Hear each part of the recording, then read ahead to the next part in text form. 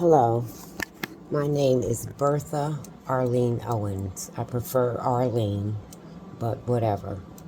I'm here to set the record straight, to expose several people in a heinous and criminal act against me, as well as my disabled and handicapped sister, Michelle. I'm going to start from the very beginning. In 2020, while the world was going through COVID-19 and people were basically in fear or just in disbelief or distrust of the system and everything that was going on, had never in my lifetime had ever experienced a health crisis where the whole world was shut down. Anyway, it is what it is on that end. I was fine with being closed in or whatever because I enjoy my own company. I had no problems with that. And it really gave me the opportunity to, do a lot of positive things and reading and praying and reflecting and just being grateful for being alive or being with sound mind and judgment, and knowing that, at the end of the day, I felt and still feel right today that God is in control of everything on this planet as well as off this planet. So I wasn't never in a state of fear. I was really, really in a mindset of reflection. Trying to stay out of the news, all the negative stuff. I just never filled my spirit with a lot of negative nonsense that wasn't feeding my spirit.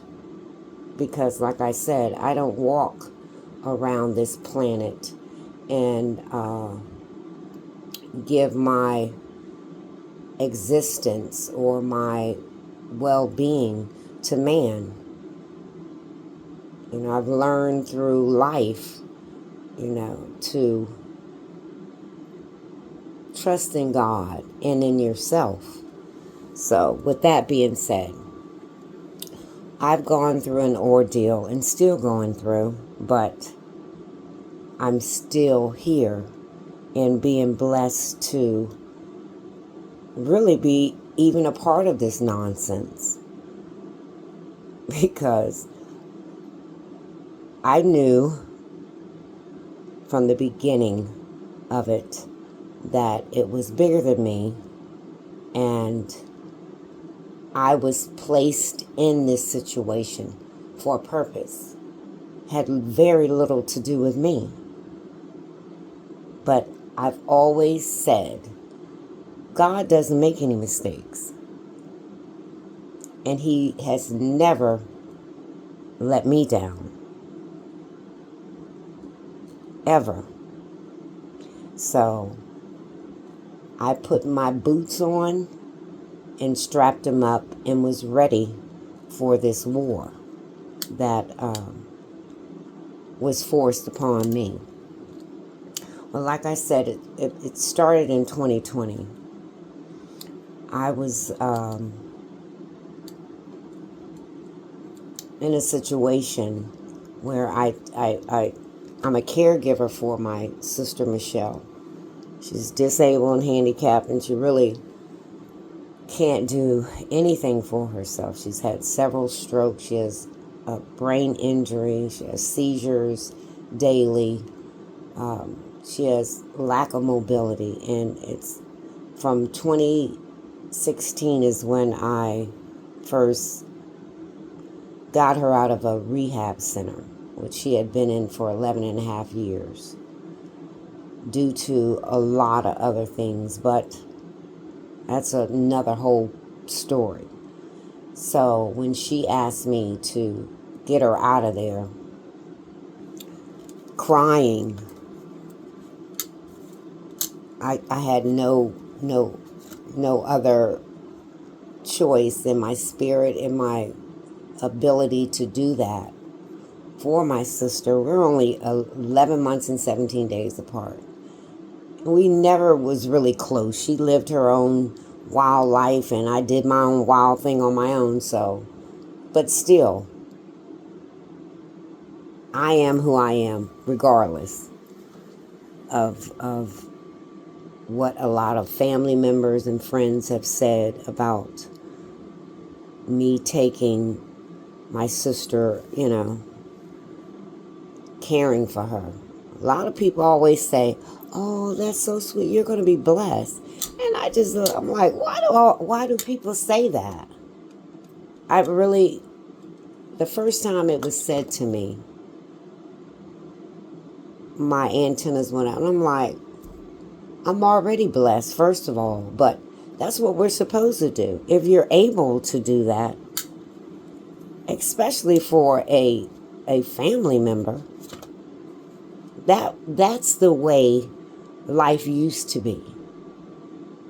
As I recall, as a young child, I remember when we came from overseas and came down south, I remember seeing elderly people in the homes of their family, and they were taking care of them. Things have totally changed over the past, I'm going to say, I'm going to say 40, 45 years. And it's really sad, but it's written. These things are supposed to happen. So I'm not shocked. When when you're looking from the outside in, you kind of say, wow, that's sad. But when it enters into your own life and you just get a reality check on how cruel and evil people are, it just makes you aware of the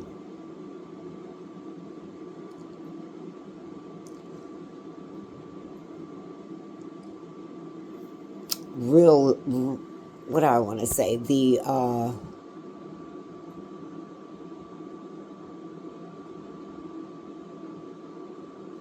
existence of human beings on this planet. It's just, it will take you back if you experience, horrific things that people would do. You see it on TV, you hear about it, but once you experience it, you have to really, really get your head wrapped around it and understand what, why, and at the end of the day, who has the power over your life.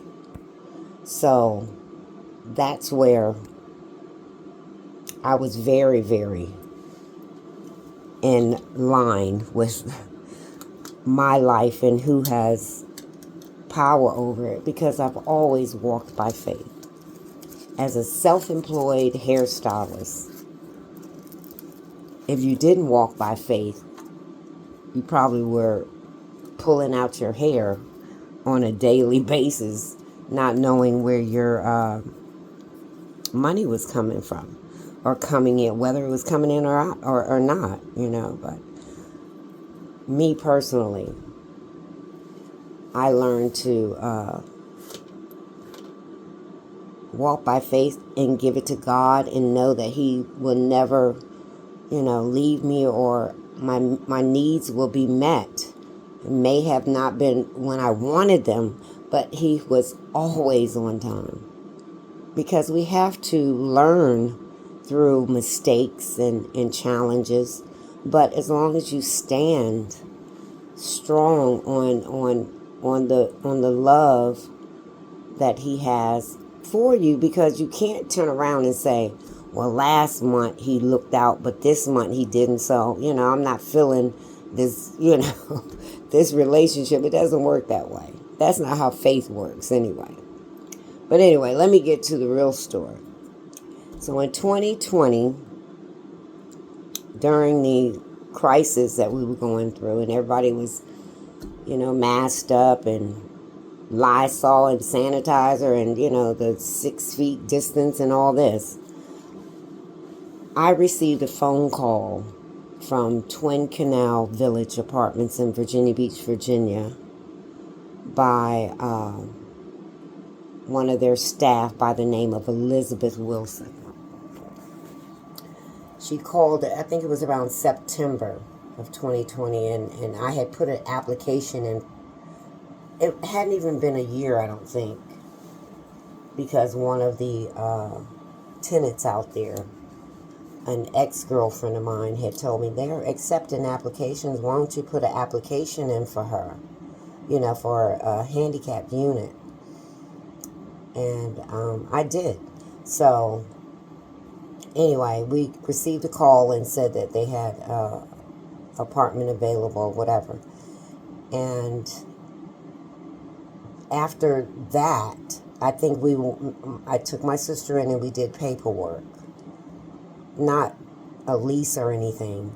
It was basically, I received paperwork to take to her physician to, quote unquote, as Ms. Wilson stated to me, make sure the doctor puts down that she has to have a live-in aid.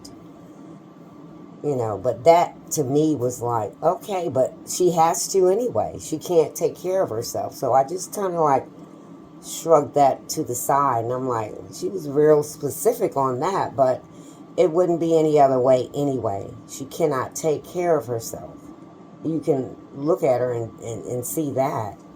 So anyway, I took the paperwork to her internal medicine physician, and they filled it out, and they were supposed to, they faxed it back to whatever fax number was on the paperwork. But prior to that, when we went into the office to receive the paperwork, they had Michelle sign it before it was actually filled out, because they said it would be faxed over, and then it wouldn't be faxed to the office, it'd be faxed to corporate or whatever. But at the end of the day, that's how the process went, and I was having faith in the process. But I believe now that was, I'm pretty positive that was fraudulent, the way that was done, because it stated on the document a specific person signed on the day that my sister signed, and that's far from truth. That was false. There was not this person, sitting at the table with Michelle signing that paper. Not the person. It was Elizabeth Wilson, not the person that's on the document, which you will see in the videos that I've already put up. Anyway, this is a long story, so it won't be short. So I might as well not even say that. So after that, I received a call from Miss Wilson asking me to come in and fill out a form for the aid part, which I did. And I asked, when was the apartment going to be available, and, where was it located. And the young lady that was doing the paperwork looked like I had asked a secret question, like it was a secret, what do you call it, that it was not supposed to be asked. And her eyes got really shifty, and she was like, well, I don't know. You have to ask the manager. I don't know. I thought that was very strange. So anyway, when I asked, I never got an answer. They just was, well, we'll let you know. So when I left that day, that was morning time. By that evening, closer to 4 o'clock, I received a call back from Miss Wilson stating that I needed to turn electric service on. I'm like, what? Excuse me? I just was in the office earlier even asking when we were going to move, where the location, and that was all a secret. So why the urgency? I said, I was in the store at the time, shopping in my favorite thrift store, Goodwill. Oh, and I was just so taken back. I was like, wait a minute. This is not, everything was, I couldn't really talk because I was in a store, but kind of took me back. I just really felt very, very uneasy about it. And she was like, well, if you don't, get the lights turned on, you guys won't get the key. And I think Monday is a holiday, but, you need to get the lights turned on. It doesn't matter in your name or her name. And so she hung up. And I was like, wait a minute. I don't even have an address.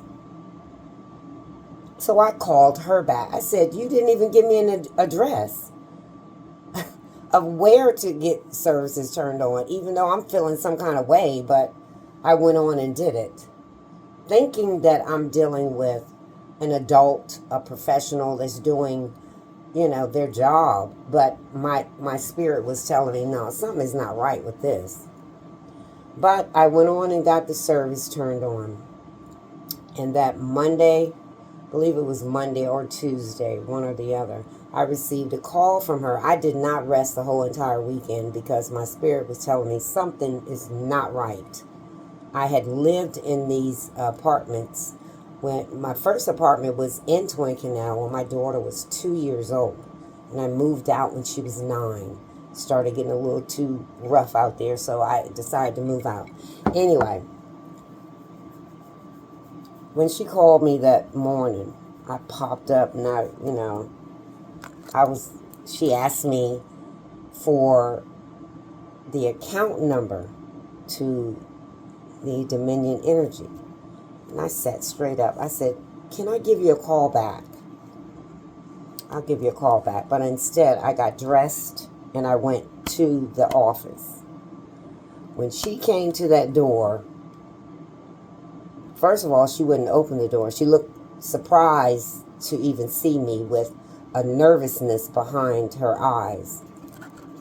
So I said, aren't you going to open the door? And she said, no, you don't have an appointment, and due to COVID, no, I can't open the door. And I'm like, what?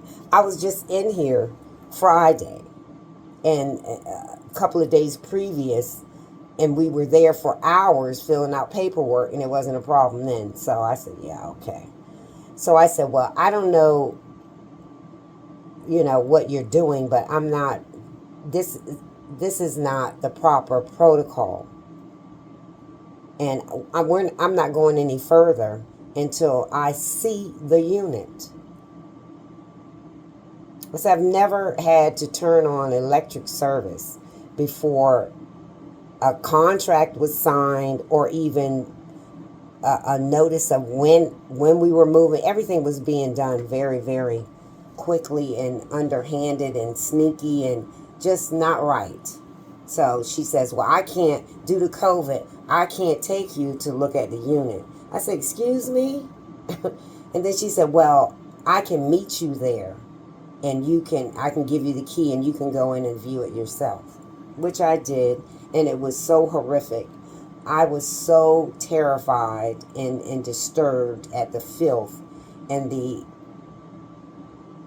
craziness of her even attempting to rent an unclean, unsafe, unsanitized unit, especially in the midst of COVID-19, where when you came in their office, you were masked up. They asked you to go directly to the restroom. When you come out, they're standing outside the door with hand sanitizer.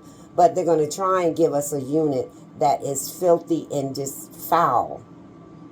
So I just was like, when I came out, her, Miss Elizabeth Wilson, and Yusuf Ingelston, the head maintenance, the supervisor maintenance guy, were in their little golf cart, just sitting there. I was so disturbed. I just looked I said, you have to be kidding me. I said, have you lost your mind? I wouldn't even give that to an animal, a dog. I said, no, we're not accepting that. I said, and she was like, well, you're going to have to write a letter. I said, no, first, I'm calling Dominion Energy to turn the services off. So that's exactly what I did. I just called the power department and turned the services off. And then, in which they told me that I shouldn't be charged because it was, it was due to be turned on that Monday. And it was that morning, but still we got a bill because it wasn't turned off that day. It wasn't turned off till the next day. And I don't know if she had something to do with it or not, but I know we didn't get refunded for it. It's in the documents as well. Anyway, after that I said, she said I needed to write a note refusing the unit. And I said, I don't have a problem with that. But at that point, I had already let go of my apartment, and we were staying at my mom's, so we needed to go somewhere. And that was a prime, that was a blessing to even get into it, for my sister to save money as well as me. So I was told the rent only was based on my sister's income, so I was reluctant to go out there, but, it was a blessing at the same time. So I said, I can do this, save some money and, stack my dough or whatever. But that was a red flag. So I told her, I said, well, what, do you have another unit that will be coming available? And she said, yes, I think in January or, no, what'd she say, in November or something. And I'll give you a call. So I did write the letter and took to her, which I'm pretty positive it went right in the trash. But I have a copy of that online as well. So the second unit, I received a call abruptly, saying, can you come over and look at the unit? And of course, she wouldn't come. She didn't do the walkthrough. Her and the same guy, they're Bonnie and Clyde. So I got the key. It didn't seem to be bad, but, it was I just walked through there. I think I have a video of it. But so far as the bathroom, when I went to go look in the bathroom, the electricity wasn't on in the bathroom, so I couldn't see anything, other than my phone, just trying to walk around and see, but I couldn't see it. I didn't go into depth like an inspection and opening up cabinets and ovens and refrigerators. I didn't do all that. I just basically did a walkthrough, and I was looking at my phone, looking through my phone and not directly at every, inch of the place, but it wasn't nowhere near as the first place that they showed us. The first place, it was visible to the eye. I mean, from the outside all the way through that place. It was horrible. So anyway, when I came out, I said, that's much better than the last one. But still, it hadn't been cleaned. As you will see in the pictures, they didn't intend to clean it. This was all premeditated. Because if I gave you a letter, first of all, let's not even say that. In your contract as a subsidized housing through HUD, that you have to keep, you have to go by the law and the rules. And so this was intentional from the beginning. It was premeditated and intentional. So after I saw the apartment or whatever, I received a call from her just saying, well, y'all could come in and on the 3rd of December and sign the lease and get the key. And I'm like, in the world, I mean, no warrant, no. And that was like, I think I got the call on the 2nd, like the day before. No time to prepare, get a U-Haul and get the stuff out of the store. No warning, no preparation, no respect, no professionalism, no anything. Just, it was just really, really crazy. So when we got there that morning,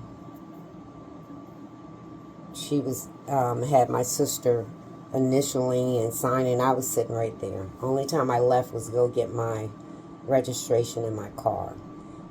And Michelle would sign, and she would slide the paper and do her signature and pile everything up, and then she went and made copies. But unbeknownst to us, she also was making, putting her signature and time and date on the walkthrough, saying she did a walkthrough inspection with us at 11 a.m. at time of signing, all, and that was all a lie. So we didn't go into the unit that day because it wasn't any point. I didn't have any, we weren't ready to move. So I went back by myself the next day. And plus my sister, she goes to the restroom quite often, so I didn't want to keep her out too long. So I went on back to my mom's, and then I went back the next day. And that's when I saw that the place, the unit hadn't been cleaned, and it was filthy, and it just was unbelievable.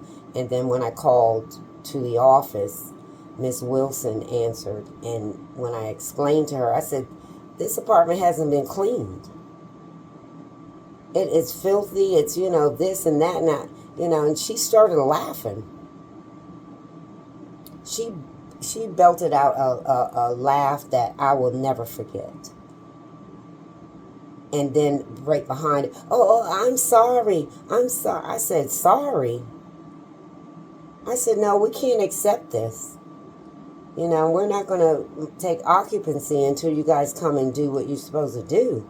And she said, well, we can't come in there being that you took occupancy and due to COVID-19. We can't come back in. And I'm like, what? I said, well, I'm going to give you 30 days. I'm giving you an opportunity to do the right thing. As a human being, as an adult, as a supposedly a person that's working under a government contract. But I should have known from the laugh. But I still gave her the benefit of the doubt. Because she was working in the office when I lived out there as a young lady. My first apartment, she wasn't in management, but she still worked out there. She knew the procedure and protocol. So I then realized, after seeing that they weren't going to come, the only thing she said, well, I can bring over the filter to the oven range. And I have a picture of it. The filter that was there, and she had maintenance come and put a filter on the counter. That was it. So I gave them a couple of weeks, and they didn't do anything. So, and I also called and asked about the walkthrough checklist wasn't inside the packet. And she said, well, you can take pictures and write on a piece of paper and drop it off at the office. So I said, okay. So I went online, made a copy of a walkthrough checklist, and did a quick, a review of things that I saw. Even though I couldn't check the outlets and all this stuff, it was just trying to get something done. And they still didn't do anything. So around January, I hired a contractor to come in and put vinyl down on the floors because all the floors were stained all up around the corner. It was just, it just was very, very nasty. You couldn't hide the corners unless you put carpet all the way through. There wasn't no way of hiding these stains all around the perimeter.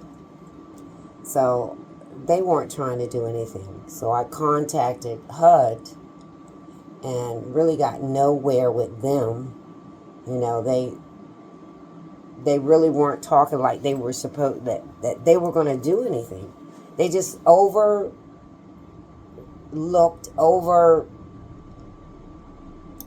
estimated everything that I was saying to them. Like what I was saying to them didn't mean anything. That they gave us a unit that was unclean, unsafe, and all that. The exact things that are in the contract for the associates that handle subsidized housing. This HUD department, that's the job, is to make sure that landlords and management are doing what they're supposed to be doing. They did the opposite. The very opposite. So I went through, I believe it was 3 associates. Miss Cindy, what was the other guy's name?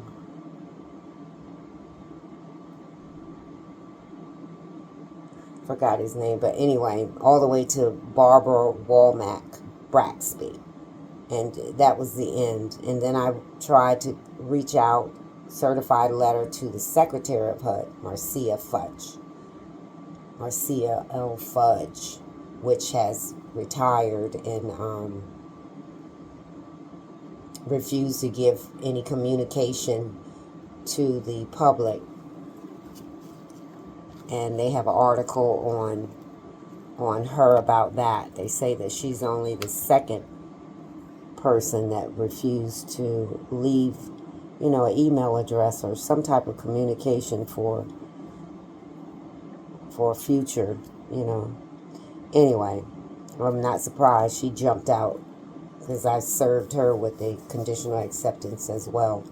But I received a letter from her explaining what I had went through and that I wasn't getting anywhere with her, with HUD associates. And she sent me right directly back to Miss Walmack after me stating in the letter that I was having an issue and she wasn't doing, anything about the situation. So by then, I had contacted code enforcement. And we did a virtual video of the apartment, and the code guy wrote down, everything, whatever he saw, and put in a violation for them. I received a knock on the door unexpectedly from Passion Flowers and Yusuf Ingelston, the maintenance guy. And when I opened the door, I said, well, I see you guys must have received a violation. So I let them in. As soon as they came in, nasty attitude. Oh, you're going to take this floor up and you're going to take that off the wall. And they went to the furnace room first. When they opened that up, I had the bucket and the mop in there. And get that out of there. You're not supposed to have that in there. Just nasty. I said, hold on. First of all, you wouldn't be here if you had did your job. But one thing you're not going to do is come in here and be disrespectful and nasty. That's one thing you're not going to do. Because you wouldn't even be here if you did your job. I don't have a problem of taking a bucket and a mop out of the closet. but you're not going to come in here and treat me like I'm a child. Or you're going to chastise me after you giving me a unit that is nasty, filthy, and, it was all premeditated. So they left after, walking through. They didn't come to do anything. They knew what they had on the list. They know they hadn't been in there and did anything in the first place. So it was a tactic to come over there and try to bully me or scare me or whatever. But hey, they got the wrong one. So when they left, I think maybe a week or two later, I received a court summons saying that, or a letter saying a violation of the floors and all this. And if you don't get it, do this by this time, you're violating the lease or whatever. So we ended up going to court because I didn't change anything. They hadn't been over there to fix anything. Even with the violation list, they still didn't come right away and do anything. They waited to the very last minute, which you will see on the violation list of the date that the violation was given to them and when they came. So that's self-explanatory. So they came up with a humongous lie saying that I had, of course it said that I had put down floors and an accent wall without permission, and that I had cursed both of them out and another maintenance guy. So I'm like, here we go with the nonsense. But I had no idea that it was going to get this crazy. So when we got to court, I had all my paperwork. And the first thing that they said, she's not on the lease. And I'm like, what in the world are these people talking about? I'm not on the lease. Yes, I am on the lease. So that was their argument. And then she cursed them out. They didn't stick on, they didn't, they weren't harping on the floor and the vinyl. They were more focused on, I cursed them out. But let me go back a little bit. The entire staff came. Every maintenance person and every person in the office, except for the young lady that did my paperwork. She was still there. So Miss Wilson, Miss Passion Flowers, they were the two females, but all of the maintenance. And it was like at least 6, 7, 8, 9. It was at least 10 of them. So when I turned around, I was like, what in the world? So, that was a red flag as well. And all of them were standing when the judge called, for any cases that could be done in 45 minutes. And they all were standing there. And she was like, you can't possibly think that you have this many people and it's going to, the case is going to be done in 45 minutes. And they had this crazy attorney that was real.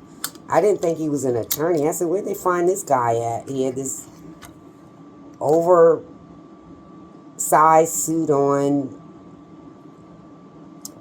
pants, it just looked like they had threw a suit that they had found somewhere on this guy, had a dirty book bag, and just spoke very loud and unprofessional. So I'm like, this can't be a real attorney.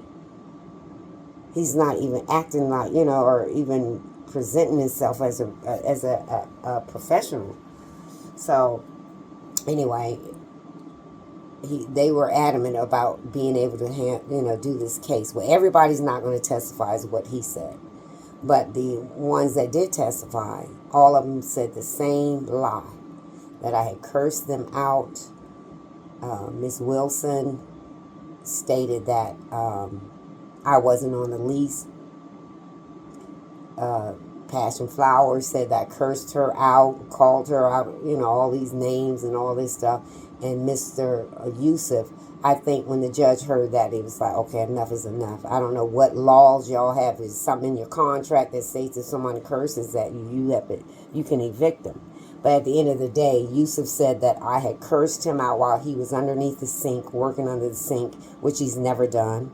I have video footage of every time they came over there after the first episode.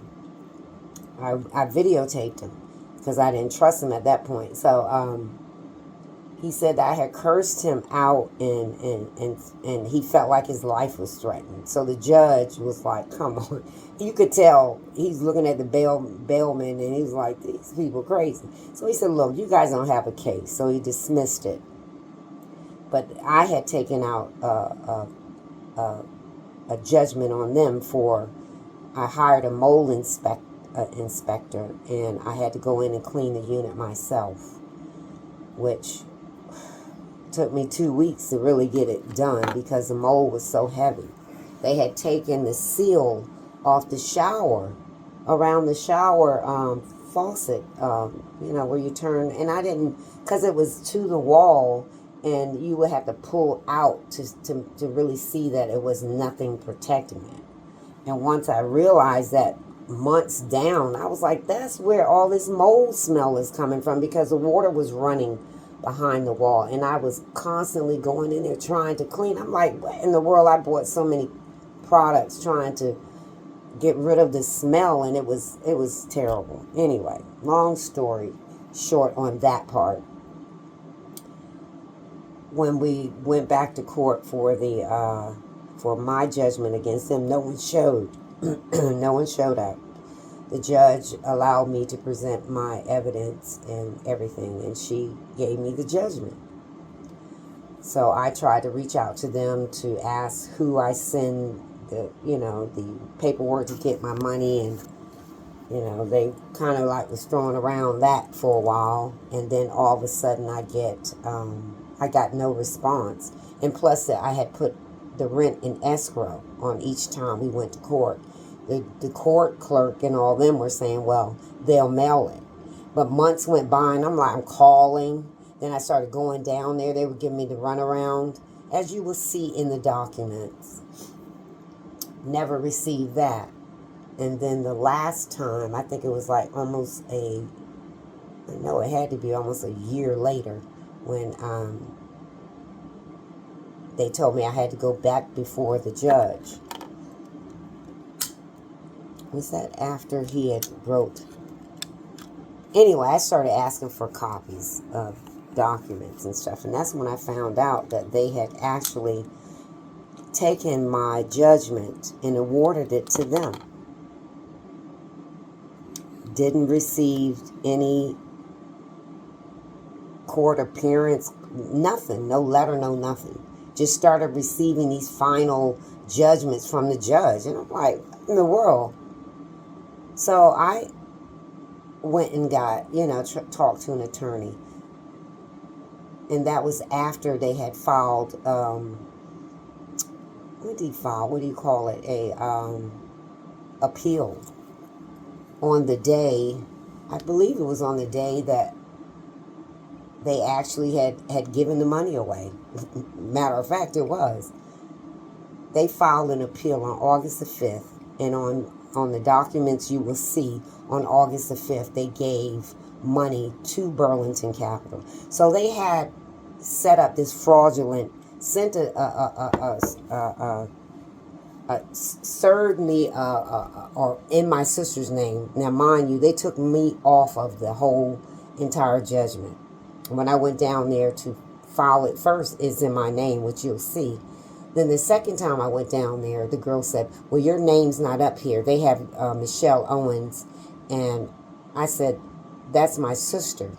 I said, and she is disabled and handicapped, and I have power of attorney over her. She's not able to do anything, do any work, or it's not against her. It's really against me. So they told me I still couldn't because her name wasn't up there. So I put her name and my name too. Because I was like, y'all got to be kidding me. So all of this was premeditated. So once they tried to block me from even putting my name on anything, I knew something was up then. And then to see the copies of the judgments that they had already awarded them, and then the fake trial, which they sent with no date, no time, or everything is zeros, which you'll see in the documents. So I had to keep calling down there, asking them when this court date was and what time it was. Because I guess they thought I wasn't going to pay any attention to it. I don't know what they thought. They just were These people have truly acted like they were the mafia. They didn't care. They were reckless and sloppy and doing things right in my face. But I didn't know at the time until I went to that last court appearance where they didn't show up. The attorney did. No one else in that courtroom but my sister and I, the judge, the little chick on the side, and the bailsman, and then this wild attorney come marching in late, talking about, "Oh, I'm sorry, I didn't know we had a court date." You the one filed that, he filed for the appeal. So I'm like, this man is crazy. So not swearing us in or anything. The judge is directly talking to him saying, "Oh, okay, well, are you ready?" And he was like, "Yeah, Your Honor." And then he just started, no swearing. I'm like, what in the world is going on? Then this guy comes marching over all loud and wild like he talks. Did you sign this? And he didn't address me. He threw it, swung the paper real quickly at my sister, and she's, reacting to him hollering at her. And she leans back and she just says, "No." And that's how she would react to me if I did it, She didn't have no idea what he was talking about because she's not even involved in none of this because she can't comprehend any of this. So they knew that. So even if they thought they were going directly at her, they knew she was disabled and handicapped, and that was against the law anyway. And then that was it. The judge didn't ask us not one question. He said, the attorney went back over to his podium and he said, "Well, Your Honor, I found this article stating that a person can't sign for another person." He said, "Can I see that?" "Yeah, sure." "Yeah, I agree with you. So we're going to dismiss it. Do you mind if I keep this article?" And that was it. That was the end of the case. I was just in so much shock and disbelief, and just, I'm like, are you kidding me? In a matter of seconds. So I got my sister together and I turned around and I told the judge, I said, she doesn't have a problem of signing her signature. So that's no problem. If that's what they call themselves doing, she can sign her signature. So I was going to follow an appeal.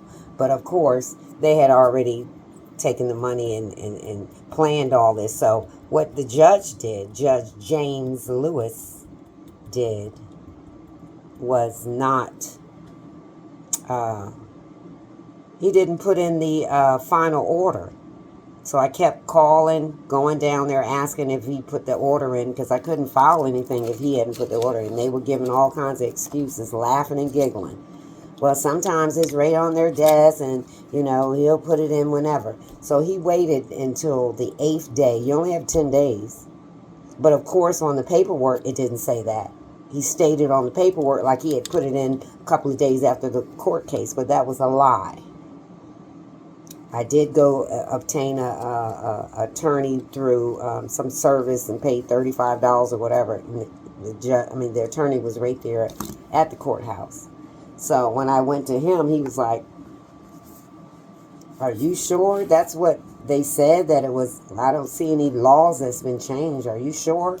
He said, "Well, it's too late, to file an appeal because it's over the 10 days. And I said, "I'm aware of that." He said, "Well, try to tell me that, would it, for what they were supposed to pay you, do you feel that it would be worth your while, paying thousands of dollars to take it to a higher court or whatever?" So I saw right then, because he knew what I said, what the judge did was illegal. He knew that. And then he, tried to brush it off and pretty much said, "Well, it's going to cost you a couple of thousand, you can't appeal it, but, do you think it's worth it?" And gave me some little story of some incident or whatever.